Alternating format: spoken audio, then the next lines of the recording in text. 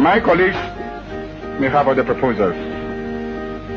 The Committee of Foreign Ministers, officials and experts should be empowered, but we have no time, to establish 1. A commission to frame a constitution for the Union Government of African States. 2. A commission to work out a continent-wide plan for the united or common economic and industrial program for Africa. This plan should include for setting up a common market for Africa, an African currency, African monetary zone, an African central bank, a continental communication system. 3rd, a commission to draw up details for common foreign policy and diplomacy. A commission to produce plans for a common system of defense. A commission to make proposals for a common African citizenship. These commissions will report to the Committee of Foreign Ministers, who should in turn submit within 6 months of the conference their recommendation to the Presidium.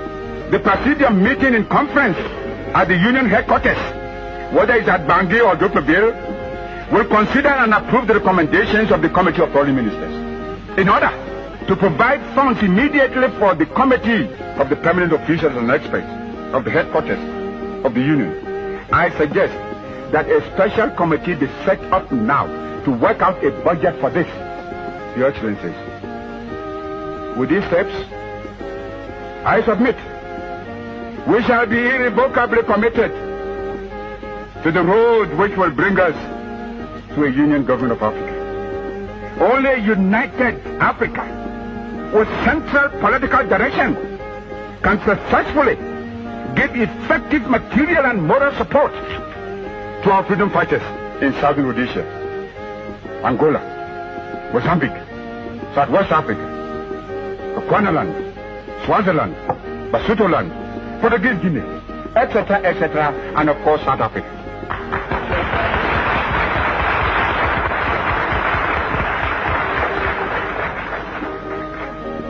All Africa must be liberated now.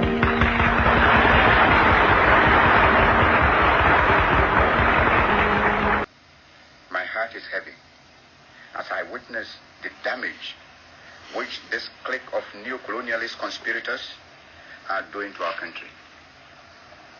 At the bidding of their overseas neo-colonialist masters, they are dismantling the work of 50 years. They are telling you that Ghana is bankrupt. They are telling you that our country is in debt to the extent of some 240 million pounds. What fools they are. How ignorant for them to think that you believe these stupid lies. Open your eyes and look around you. See for yourself. See the splendid new Tama Harbor. See the mighty water dam. See the fine roads which we have built under the leadership of the Convention People's Party and its government. See the schools, the colleges, and the universities. See the clinics, hospitals, health centers, and the facilities which we have created. See the factories which are already springing up. These are no debts. These are not debts. They are investments in our future as an independent nation.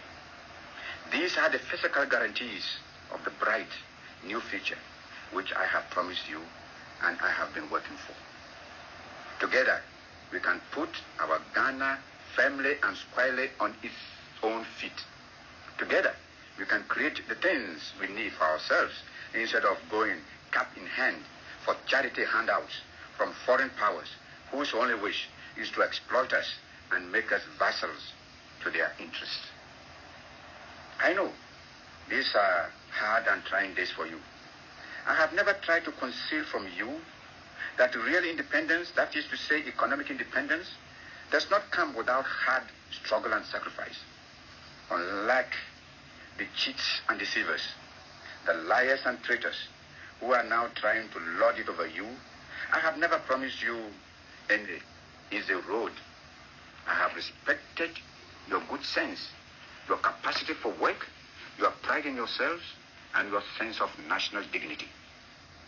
Why do you think these traitors, These agents and lackeys of colonialism and of international intrigue to destroy the independence of Ghana chose this moment to perform their dastardly act. I will tell you, less than 1 month before they struck to destroy all our hard work, we had inaugurated the first electricity from the Volta Dam. Only 3 days before this treachery, we had signed a new agreement to irrigate the mighty Accra Plains.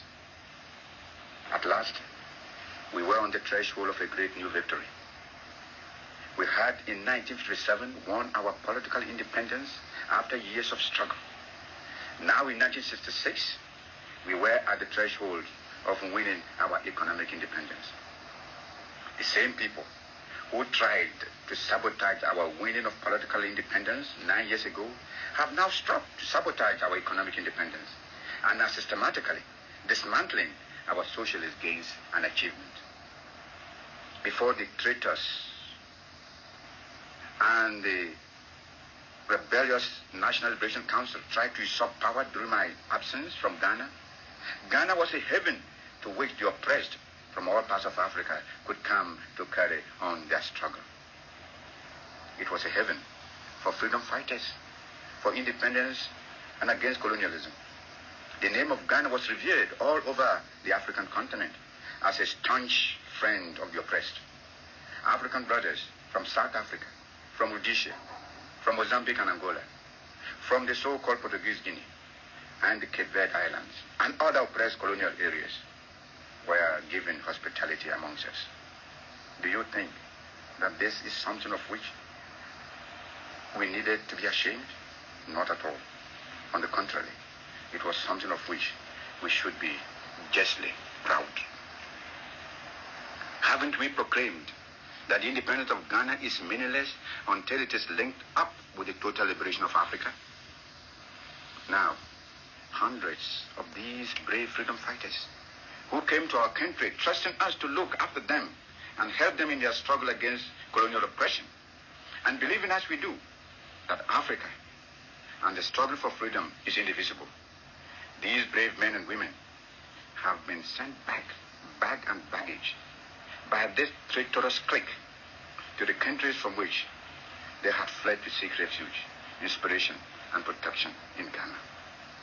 Countrymen, a new phase of the African Revolution has been reached. This revolution must overcome and triumph over imperialism, racialism, and neocolonialism.